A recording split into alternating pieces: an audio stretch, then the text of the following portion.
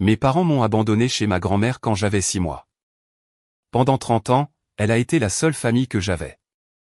Quand elle est morte, elle m'a laissé tout son héritage. Mes parents, les mêmes personnes qui m'avaient abandonné quand j'étais bébé, m'ont poursuivi en justice pour l'obtenir. Puis le juge s'est figé sur le dossier, ils vous ont poursuivi. Vous? Je m'appelle Jessica Hamilton. J'ai 30 ans. Et la première fois que mes parents biologiques se sont battus aussi fort pour me réclamer, c'est quand 5 millions de dollars ont été associés à mon nom. Ils m'ont abandonné quand j'avais 6 mois, m'ont laissé avec ma grand-mère, et ont disparu si complètement que, pendant la majeure partie de mon enfance, je pensais que parents n'était qu'un mot que les autres enfants utilisaient quand ils parlaient des sorties d'école, des gâteaux d'anniversaire et des vacances en famille. Pendant 30 ans, ma grand-mère a été celle qui m'a nourri, m'a élevé, m'a emmené à l'école, m'a tenu la main pendant mes fièvres, a applaudi à mes remises de diplôme, et s'est assuré que je ne me sente jamais comme un enfant que quelqu'un avait jeté. Puis elle est morte, et la maison qui sentait son café, les vieux livres, le savon au citron et les roses qu'elle avait plantées pour moi est devenue douloureusement silencieuse.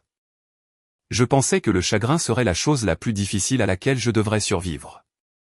J'avais tort. 3 semaines après les funérailles, une assignation à comparaître est arrivée à ma porte.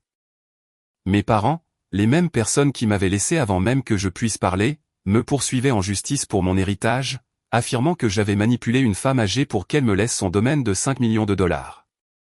Quand je suis entré dans la salle d'audience, ma mère a levé les yeux au ciel comme si j'avais déjà perdu. Mon père s'est penché en arrière avec ce petit sourire suffisant que portent les gens quand ils pensent que le sang leur donne un droit de propriété sur tout ce qu'ils n'ont jamais gagné. Puis le juge a ouvert le dossier, a lu une page, s'est figé, et m'a regardé droit dans les yeux. « Attendez » a-t-il dit lentement. « C'est vous qu'ils poursuivent. » C'est à ce moment-là que tout a basculé, mais pas de la manière dont mes parents s'y attendaient. Car ce qu'ils ne savaient pas, c'est que ma grand-mère s'était préparée à cela bien avant sa mort, et la vérité qu'elle a laissée derrière elle était plus puissante que n'importe quel mensonge qu'il pouvait se permettre de mettre dans une plainte légale. Avant que je vous dise ce qu'il a dit ensuite et ce qui s'est passé après que je sois sorti, dites-moi, quelle heure est-il pour vous en ce moment? D'où regardez-vous? Et quel temps fait-il là-bas? Je suis curieuse de voir jusqu'où cette histoire va voyager. Le procès ne semblait pas réel au début. Je me tenais dans ma cuisine avec l'enveloppe ouverte sur le comptoir, mon café refroidissant à côté, fixant des mots qui transformaient ma vie entière en une accusation légale, influence indue, exploitation d'une personne âgée vulnérable, enrichissement injuste. Les phrases semblaient propres et professionnelles sur le papier, mais en dessous se cachait quelque chose de pourri. Anna Turner et Mark Turner, mes parents biologiques, disaient à un tribunal que j'avais volé la femme qui m'avait élevé, la femme qui m'avait choisi chaque jour après qu'ils avaient choisi de partir. Ma main tremblait tellement que j'ai dû m'asseoir. Pas parce que j'avais peur qu'ils prennent l'argent, du moins pas au début. J'avais peur parce qu'ils essayaient de réécrire la seule histoire d'amour en laquelle j'avais jamais eu confiance. Ma grand-mère, Barbara Harris, et mon grand-père, William Harris, n'avaient jamais été riches de la manière tape à accent grave-l'œil que les gens imaginent. Ils conduisaient de vieilles voitures, découpaient des bons de réduction, réparaient les appareils cassés au lieu de les remplacer, et traitaient chaque dollar comme s'il avait un but. Mais au fil des décennies, mon grand-père avait investi sagement. Ma grand-mère avait géré leur propriété locative avec une discipline silencieuse, et au moment où ils sont tous les deux décédés, ce qui ressemblait à un patrimoine ordinaire valait près de 5 millions de dollars. Je ne connaissais même pas le montant total avant que l'avocate n'appelle.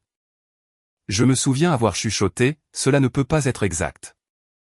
Parce que la femme qui a laissé derrière elle cette fortune était la même femme qui réutilisait les sacs cadeaux, lavait les contenants en plastique, et me disait que gaspiller la nourriture était irrespectueux envers tous ceux qui avaient un jour eu faim. Et puis, avant même que je n'ai fini de faire mon deuil, Anna et Mark ont décidé que l'argent avait trouvé la mauvaise personne. J'ai appelé Samantha Green, l'avocate spécialisée en succession en qui ma grand-mère avait confiance depuis des années. Sa voix était calme, mais je pouvais entendre la tension en dessous quand elle a dit « Jessica, j'ai besoin que vous écoutiez attentivement. Ils ne demandent pas seulement une part. Ils vous accusent d'avoir manipulé Barbara. Ils prétendent qu'elle était trop faible pour comprendre ce qu'elle faisait. » J'ai presque ri, mais c'est sorti comme un souffle brisé. Grand-mère Barbara avait été la personne la plus vive d'esprit que j'ai jamais connue. Elle pouvait se souvenir de l'anniversaire d'un caissier qu'elle avait rencontré 2 fois, repérer un seul mauvais chiffre dans un relevé bancaire, et réduire une pièce au silence avec une seule phrase. L'idée que je l'avais contrôlée était déjà assez insultante. L'idée que Anna et Mark faisaient semblant de se soucier de son état mental après avoir manqué ses funérailles me tordait l'estomac. Samantha m'a demandé de rassembler tout ce qui montrait ma véritable relation avec mes grands-parents, photos, lettres, dossiers médicaux, formulaires scolaires, vieilles cartes, journaux, reçus, tout ce qui prouvait que j'avais été là et qu'ils avaient été là pour moi. Je suis allé dans la chambre de ma grand-mère cette nuit-là et j'ai ouvert le coffre en cèdre au pied de son lit. À l'intérieur se trouvaient des couvertures de bébé, des bulletins scolaires, des cartes d'anniversaire, des décorations faites à la main, et une enveloppe jaunie que je n'avais jamais vue auparavant. Mon nom était écrit sur le devant avec son écriture. À l'intérieur se trouvait une lettre, non pas d'elle, mais de Anna. Elle était datée de 2 semaines après ma naissance. Les mots étaient courts, presque impatients. Nous ne pouvons pas faire cela. Nous sommes trop jeunes. Elle pleure trop. Gardez-la pour le moment. Nous avons besoin de retrouver nos vies. En bas, Mark avait ajouté une phrase. Ne rendez pas cela plus difficile que cela ne doit l'être. Je me suis assise sur le sol avec cette lettre sur mes genoux, et quelque chose à l'intérieur de moi s'est figé. Pendant des années, je m'étais demandé s'ils avaient peut-être été désespérés, malades, pris au piège ou le cœur brisé. Cette lettre ne semblait pas avoir le cœur brisé. Elle semblait agacée. Elle donnait l'impression que j'avais été un problème qu'ils étaient soulagés de déposer ailleurs. Et maintenant, 30 ans plus tard, ces mêmes personnes disaient à un juge qu'elles étaient des victimes. Samantha m'a dit que le procès mentionnait également leurs difficultés financières. L'entreprise de Mark avait fait faillite après des années à prétendre qu'il avait plus de succès qu'il n'en avait réellement. Anna avait des dettes de cartes de crédit cachées derrière des sacs de créateurs, des rendez-vous au salon de beauté et de faux sourires. Leur maison était sur le point d'être saisie. Ils avaient déjà emprunté à des proches, épuisé leurs économies, et brûlé toutes les excuses avant de trouver mon nom dans les registres d'homologation. Soudainement, leur retour prenait tout son sens. Ils n'étaient pas revenus pour leur fille. Ils étaient revenus pour un paiement. Cette nuit-là, j'ai arrêté de me demander pourquoi ils ne m'aimaient pas. J'ai commencé à me demander jusqu'où ils étaient prêts à mentir pour obtenir ce qu'ils voulaient et si j'étais enfin assez forte pour laisser le monde entier entendre la réponse. Se préparer pour le tribunal donnait l'impression de creuser dans les ruines de ma vie et d'étiqueter chaque souvenir comme preuve. Le bureau de Samantha est devenu un champ de bataille de boîtes en carton, de dossiers, de notes autocollantes, de bloc-notes juridiques et de photographies étalées sur sa table de conférence. D'un côté se trouvaient les affirmations de Anna et Mark selon lesquelles ma grand-mère avait été seule, confuse, dépendante de moi, et facilement manipulée. De notre côté se trouvait la vérité. Mais la vérité avait encore besoin de preuves. Samantha était prudente avec moi, mais elle n'a pas adouci la réalité. Leur avocat va vous faire passer pour quelqu'un, David, a-t-elle dit. Il va dire que vous avez isolé Barbara de ses vrais enfants. Il va dire que vous avez profité de son chagrin après la mort de William. Il pourrait même dire que vous l'avez empoisonné contre eux.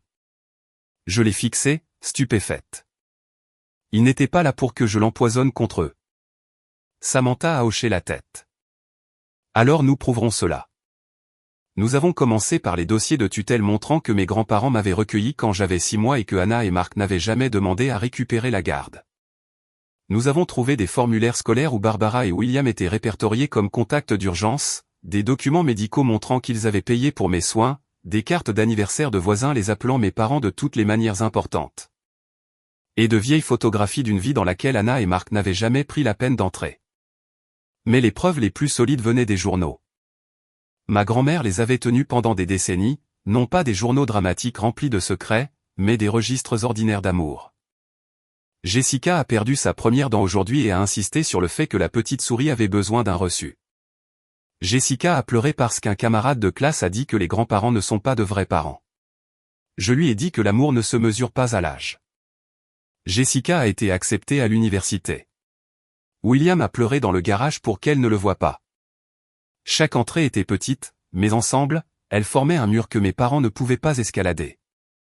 La nuit précédant le procès, je me suis assise seule dans la cuisine de grand-mère Barbara, lisant ses journaux jusqu'à ce que les mots deviennent flous. Je pouvais presque entendre sa voix dans la pièce, ferme et chaleureuse, me disant de ne pas me recroqueviller. Il y avait une entrée de quand j'avais 12 ans qui m'a brisé.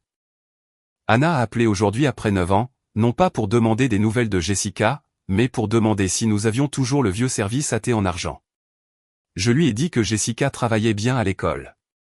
Elle a raccroché avant que j'aie terminé.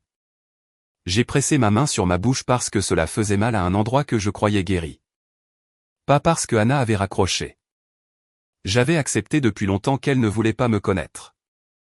Cela faisait mal parce que ma grand-mère avait porté ce rejet silencieusement et m'en avait quand même protégé.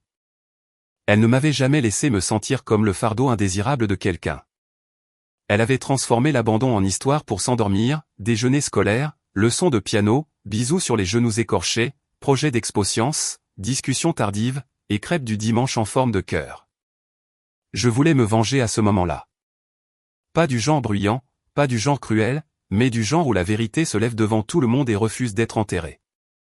Samantha a également trouvé des copies de 2 vieux chèques que mes grands-parents avaient envoyés par la poste à Anna et Marc des années auparavant. Les 2 portaient la mention pour les besoins de Jessica, les 2 avaient été encaissés, et aucun n'avait été suivi d'une visite, d'un appel, d'une carte d'anniversaire, ou même d'un merci. Ce détail a changé quelque chose en moi. Ils ne m'avaient pas seulement abandonné, ils avaient accepté de l'aide en mon nom tout en refusant de me connaître. Puis Samantha a trouvé encore une chose, une lettre notariée que ma grand-mère avait écrite 2 ans avant sa mort, adressée à tout tribunal qui pourrait un jour remettre en question ma décision. Mes mains ont tremblé pendant que Samantha la lisait à haute voix. Grand-mère Barbara avait écrit que je n'étais pas une aide-soignante apparue à la fin de sa vie, pas une étrangère qui l'avait influencée pendant une période de faiblesse, et pas une parente avide tournant autour d'un héritage. J'étais l'enfant qu'elle avait élevé, la petite fille qu'elle avait choisie, et le membre de la famille qui était resté. Elle avait écrit, si Anna et Marc reviennent un jour après ma mort, demandez-leur où ils étaient quand Jessica avait besoin de chaussures, de médicaments, de frais de scolarité, de réconfort et d'amour. Je n'ai pas pu parler après avoir entendu cela. Même depuis la tombe, ma grand-mère se tenait encore entre moi et les personnes qui m'avaient blessé. Samantha m'a trouvé à la table de la cuisine le lendemain matin, tenant toujours le journal. « Êtes-vous prête ?» a-t-elle demandé. J'ai regardé la chaise vide où ma grand-mère avait l'habitude de s'asseoir et j'ai pensé au bébé que Anna avait qualifié de trop, à l'enfant pour lequel Marc n'avait pas voulu rendre les choses plus difficiles, et à la femme qu'il traînait maintenant devant le tribunal. Non, ai-je dit honnêtement. Mais j'ai fini d'avoir peur des gens qui ne se présentent que lorsqu'il y a de l'argent. Si vous étiez à ma place, seriez-vous entré dans cette salle d'audience silencieusement, ou auriez-vous veillé à ce que chaque mensonge soit exposé? Le palais de justice sentait l'encaustique, le vieux papier et la nervosité.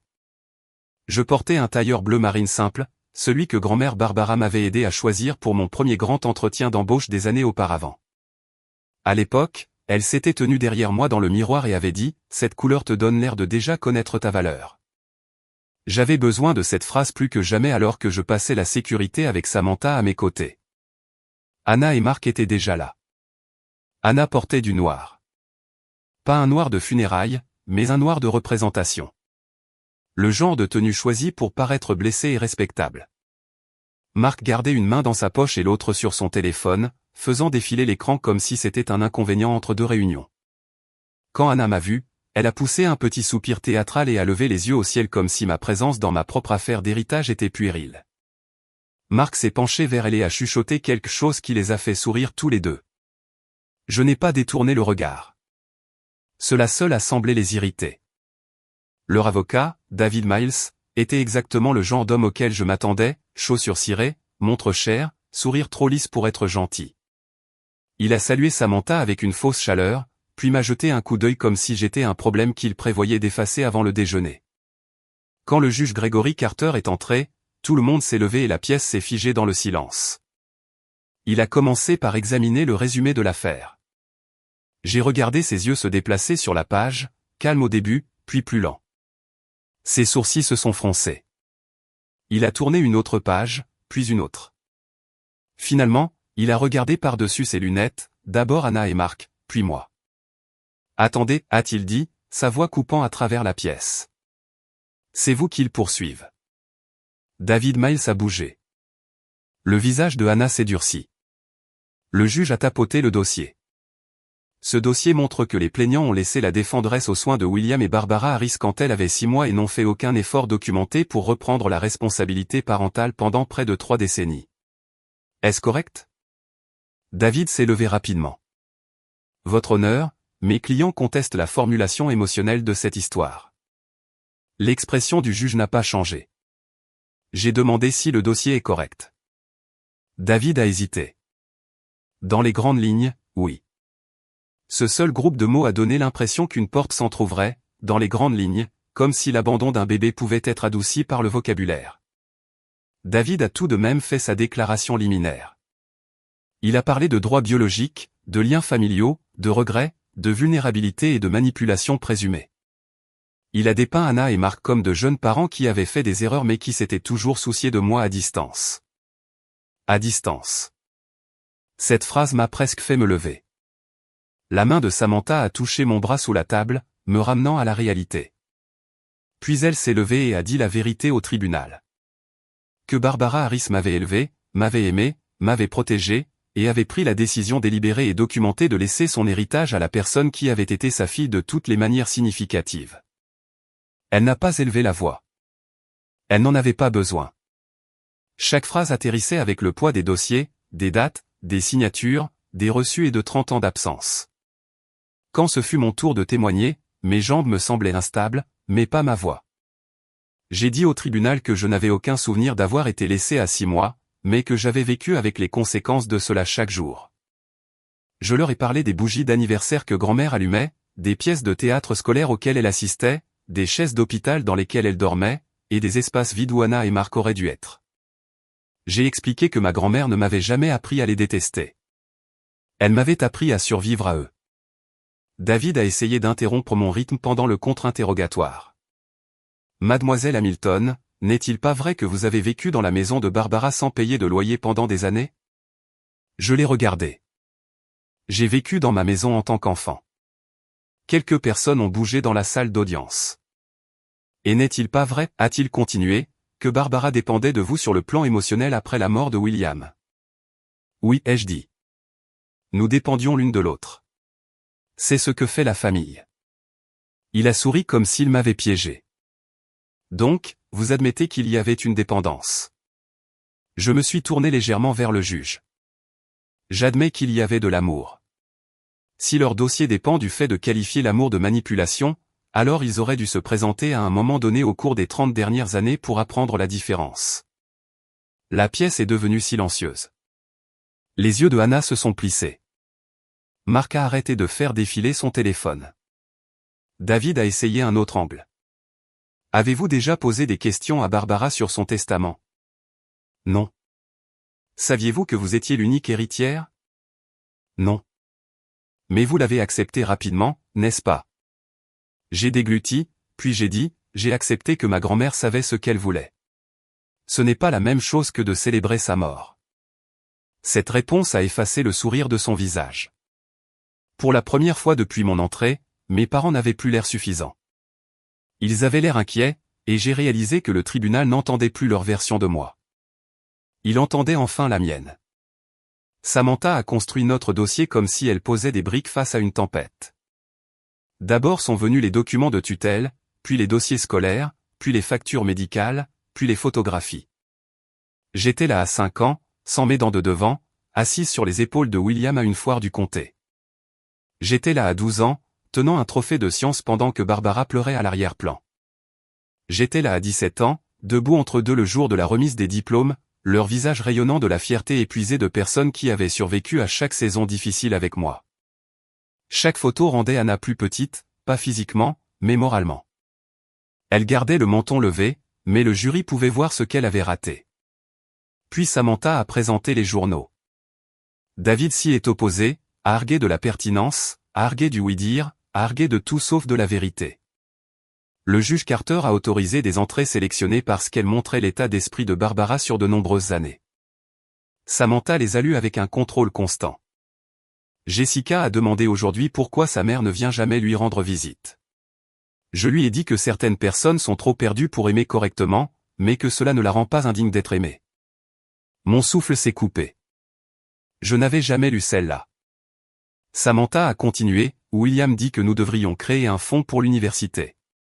Je dis que nous devrions en créer 2. Un pour l'école, un pour n'importe quel rêve qu'elle est trop timide pour nommer.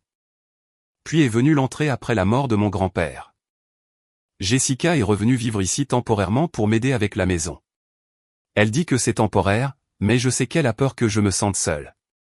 Elle ne sait pas quelle est la raison pour laquelle je suis courageuse. J'ai entendu quelqu'un renifler dans la tribune. David s'est levé pour le contre-interrogatoire avec un dossier à la main et une confiance qui semblait répéter. Maître Green a montré des écrits sentimentaux, a-t-il dit. Mais les sentiments ne prouvent pas la capacité. Discutons du mobile.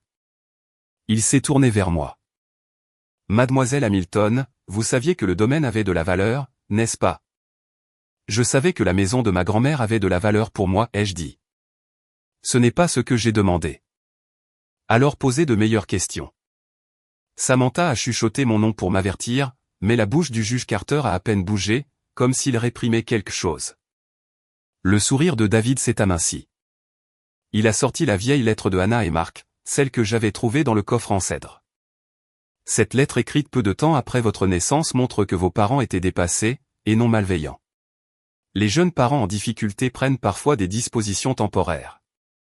N'est-il pas possible que vos grands-parents aient profité de cette disposition temporaire et vous aient éloigné de vos parents? Hannah s'est penchée en avant, les yeux humides maintenant, jouant la comédie pour la salle. Pendant une seconde terrifiante, j'ai compris le piège. Il voulait transformer l'abandon en sacrifice. Il voulait que la lettre sonne comme la preuve qu'ils avaient eu besoin d'aide, pas comme la preuve qu'ils étaient partis. Samantha s'est levée. Votre honneur, la lettre entière peut-elle être lue au procès-verbal? David a hésité. Il n'avait prévu de citer que la première ligne. Le juge Carter a hoché la tête. Procédez. Samantha a pris la page et a lu chaque mot, y compris les parties que David avait sautées. Elle pleure trop. Gardez-la pour le moment. Nous avons besoin de retrouver nos vies. Ne rendez pas cela plus difficile que cela ne doit l'être. Le silence s'est répandu comme de la glace. Les fausses larmes de Hannah ont disparu. Mark a fixé la table. Samantha a ensuite présenté les journaux d'appel des anciens dossiers de Barbara montrant seulement 3 contacts de Hannah en 20 ans. Aucun ne demandait de mes nouvelles. L'un concernait le service AT en argent. L'un concernait un emprunt d'argent. L'un était un mauvais numéro qu'elle n'avait jamais corrigé. Puis Samantha a présenté l'avis de décès et le moment du procès intenté 19 jours après que la valeur de l'héritage soit devenue publique dans les documents d'homologation. Elle a également présenté les 2 vieux chèques que mes grands-parents avaient envoyés des années auparavant, tous 2 encaissés par Hannah et Mark, tous 2 étiquetés pour mes soins. David a de nouveau objecté, plus fort cette fois. Le juge Carter a rejeté son objection. Puis Samantha a appelé Hannah à témoigner. Ma mère s'est avancée vers la barre comme quelqu'un montant sur scène, mais le scénario s'est effondré rapidement. Samantha a demandé, « Pouvez-vous nommer l'école primaire de Jessica ?» Hannah a cligné des yeux. C'était il y a longtemps. Pouvez-vous nommer son lycée? On ne m'a pas tenu informé. Pouvez-vous donner sa date d'anniversaire? La bouche de Hannah s'est ouverte, puis s'est fermée. Ma poitrine s'est serrée, mais je n'ai pas détourné le regard. La voix de Samantha est restée calme. Vous demandez à ce tribunal de croire que vous êtes une mère à distance. Alors, de cette distance, pouvez-vous nous dire la date à laquelle votre fille est née? Hannah a chuchoté la mauvaise date, le mauvais mois, le mauvais jour. Personne n'a bougé. Samantha a tourné la page. Madame Turner, avez-vous assisté aux funérailles de Barbara Harris? Non. Avez-vous envoyé des fleurs? Non. Avez-vous envoyé des condoléances à Jessica? Je faisais mon deuil en privé. Mais 19 jours plus tard, vous avez intenté une action en justice affirmant que Jessica a volé de l'argent à la femme qui l'a élevée. Le visage de Hannah a rougi. Cet argent aurait dû rester dans la famille. Samantha a fait une pause. Jessica et la famille. Cette phrase a frappé plus fort que n'importe quelle accusation. Mark a témoigné après elle et a fait encore pire. Il a essayé de prétendre qu'il avait toujours eu l'intention de renouer le contact, mais quand Samantha a demandé pourquoi il avait attendu après l'évaluation du domaine, il a dit « Nous ne savions pas ce qu'elle avait jusque-là ». C'était la première chose honnête que l'un ou l'autre ait dite de toute la journée. David a fermé les yeux comme un homme regardant un navire couler depuis le rivage. Puis Samantha a présenté la lettre notariée de ma grand-mère. David s'y est opposé avant même qu'elle ait fini de la décrire, mais le juge Carter l'a autorisée après avoir examiné la date, la signature et les informations sur les témoins. Samantha a lu le dernier paragraphe à haute voix. Si Anna et Mark se manifestent après ma mort, que le tribunal leur demande ce qu'ils sont venus chercher. Si c'est Jessica, ils connaîtront sa vie. Si c'est de l'argent, ils ne connaîtront que la mienne. J'ai senti l'air quitter mes poumons. Anna a baissé les yeux. Le visage de Mark est devenu rouge. À ce moment-là, ma grand-mère n'était pas un souvenir. Elle était un témoin. Je suis resté assise là, sentant chaque année de silence se transformer en preuve. Pour une fois, leur absence n'était pas une blessure que je devais cacher. C'était une preuve. Le jugement n'est pas tombé immédiatement. Le juge Carter a demandé une suspension de séance, et ces 20 minutes ont semblé plus longues que les 30 années pendant lesquelles Anna et Mark m'avaient ignoré. Dans le couloir, Anna a essayé de m'approcher. Samantha s'est légèrement placée devant moi, mais ma mère a levé les deux mains comme si elle était inoffensive. Jessica, a-t-elle dit doucement, utilisant mon prénom comme si elle l'avait mérité. Cela est allé trop loin. J'ai presque ri. C'était allé trop loin quand ils avaient abandonné un bébé. C'était allé trop loin quand ils avaient manqué chaque anniversaire, chaque fièvre, chaque remise de diplôme, chaque enterrement. C'était allé trop loin quand ils avaient qualifié ma grand-mère de faible parce qu'elle m'avait aimé mieux qu'ils ne le pourraient jamais. Mark se tenait derrière elle, la mâchoire serrée. Nous pouvons régler cela tout de suite, a-t-il dit. Pas besoin d'embarrasser qui que ce soit d'autre. Je l'ai regardé pendant une longue seconde. Vous voulez dire pas besoin de vous embarrasser? La douceur de Anna s'est brisée. Tu n'as pas besoin de 5 millions de dollars. Voilà. Pas de je suis désolé. Pas de j'avais tort. Juste de l'argent déguisé en équité.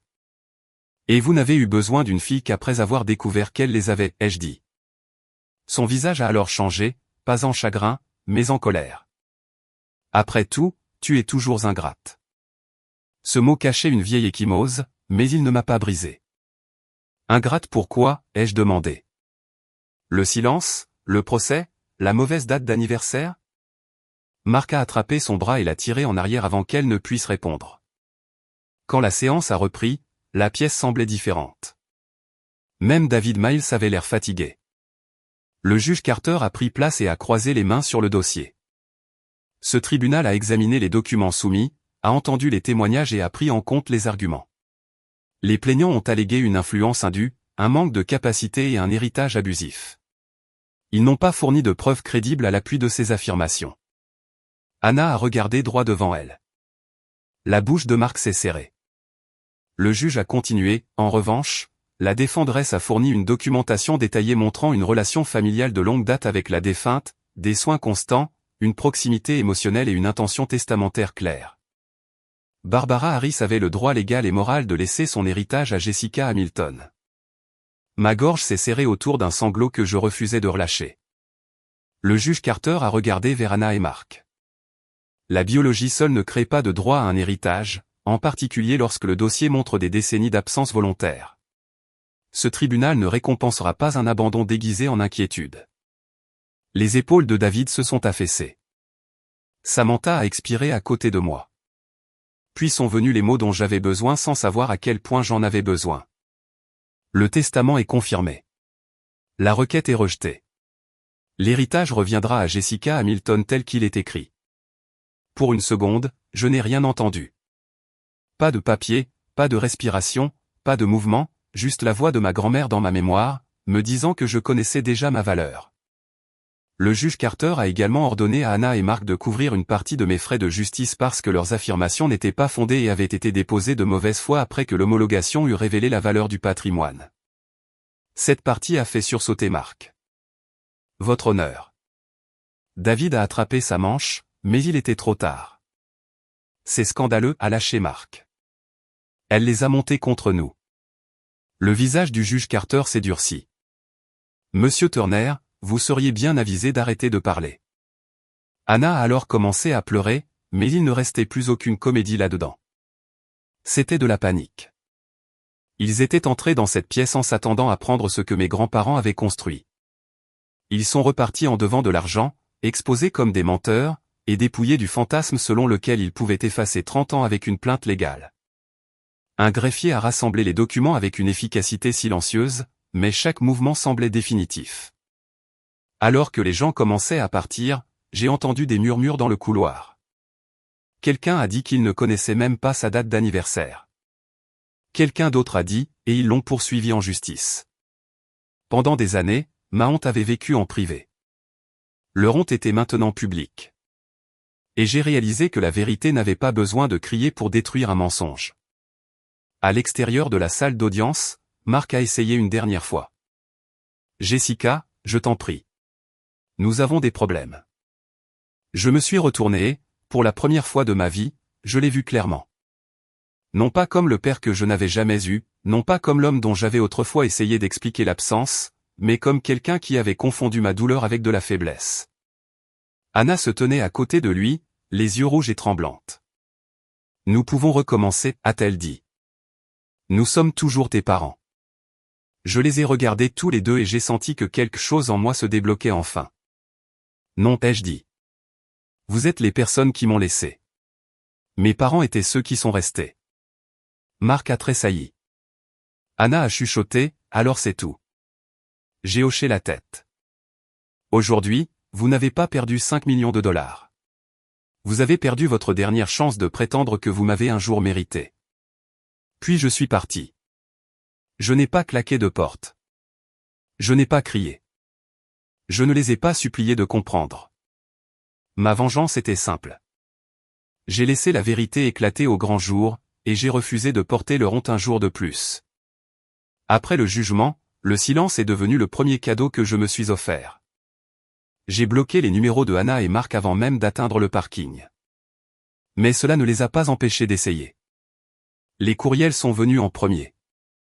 Anna a écrit de longs messages sur le regret, la guérison familiale et la façon dont le chagrin avait semé la confusion chez tout le monde. Les messages de Mark étaient plus courts et plus tranchants. Nous avons besoin d'aide. Tu peux donner quelque chose. Barbara voudrait le pardon. Ce dernier m'a fait fixer l'écran jusqu'à ce que ma colère se refroidisse en certitude. Barbara aurait voulu beaucoup de choses. Elle aurait voulu que je mange quand j'étais triste, que je dorme quand j'étais épuisé, que je porte un manteau même si je disais que j'allais bien, et que je ne laisse jamais personne appeler la cruauté une obligation familiale. Elle n'aurait pas voulu que je finance les personnes qui m'avaient abandonné puis avaient essayé de détruire sa dernière volonté. Samantha a envoyé une lettre officielle leur disant d'arrêter de me contacter. Après cela, les messages ont ralenti. J'ai appris par un cousin que je connaissais à peine que Mark avait dû vendre son camion. Anna a cessé d'assister au groupe paroissial où elle avait apparemment dit aux gens que j'avais subi un lavage de cerveau, et leurs amis posaient des questions inconfortables sur le dossier judiciaire. Leur image de parents incompris s'était fissurée. Et pour une fois, ils ne pouvaient pas me blâmer pour le bruit que cela faisait. Je n'ai pas célébré leur humiliation. J'ai simplement refusé de les sauver des conséquences qu'ils avaient choisies. Le règlement de la succession a pris des mois. J'ai gardé la maison. Les gens m'ont dit de la vendre parce qu'elle valait trop cher. Parce que les souvenirs ne sont pas des investissements. Parce que le deuil ne devrait pas prendre de décisions financières. Mais cette maison n'a jamais été qu'une simple propriété. C'était l'endroit où William m'avait appris à faire du vélo dans l'allée, où Barbara avait mesuré ma taille sur la porte du garde-manger, où j'avais pleuré après mon premier chagrin d'amour et où l'on m'avait tendu de la soupe chaude au lieu de conseils. J'ai rénové quelques pièces, non pas pour les effacer, mais pour laisser la maison respirer à nouveau. J'ai transformé la salle de couture de grand-mère Barbara en bureau. J'ai gardé la vieille radio de William sur l'étagère, et dans l'arrière-cour, où les rosiers étaient devenus sauvages pendant sa dernière maladie, j'ai passé 3 week-ends à couper, tailler et planter jusqu'à ce que mes mains soient couvertes d'ampoules. Un matin, alors que j'étais agenouillé dans la terre, j'ai trouvé le petit marqueur de jardin en métal qu'elle avait fabriqué quand j'avais 10 ans. Il disait « Les roses de Jessica avec de la peinture décolorée ». Je me suis assise là et j'ai pleuré, non pas parce que j'étais brisé, mais parce que j'ai réalisé que j'avais été aimé fort, fidèlement, et suffisamment. Quelques mois plus tard, j'ai utilisé une partie de l'héritage pour créer un petit fonds au nom de mes grands-parents pour les enfants élevés par des proches après un abandon, une dépendance, une incarcération ou de la négligence. Je l'ai appelé le fonds familial Barbara et William. La première subvention a aidé une grand-mère à acheter une voiture fiable pour pouvoir emmener son petit-fils à l'école et en thérapie. La deuxième a aidé une adolescente à payer ses frais d'inscription à l'université après que sa tante l'ait élevée avec un seul salaire. La troisième a payé des lits, des manteaux d'hiver et des documents légaux pour 2 frères et sœurs dont les parents avaient disparu. La quatrième a aidé une jeune mère élevée par son oncle à se payer des séances de thérapie après avoir cru pendant des années qu'elle était indésirable. Chaque fois que je signais un chèque, je pensais à Anna disant que je n'avais pas besoin de 5 millions de dollars. Elle avait raison sur une chose.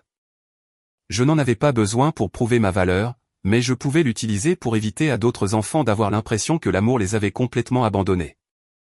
Environ 1 an après le procès, une lettre est arrivée sans adresse d'expéditeur. Je connaissais l'écriture avant de l'ouvrir.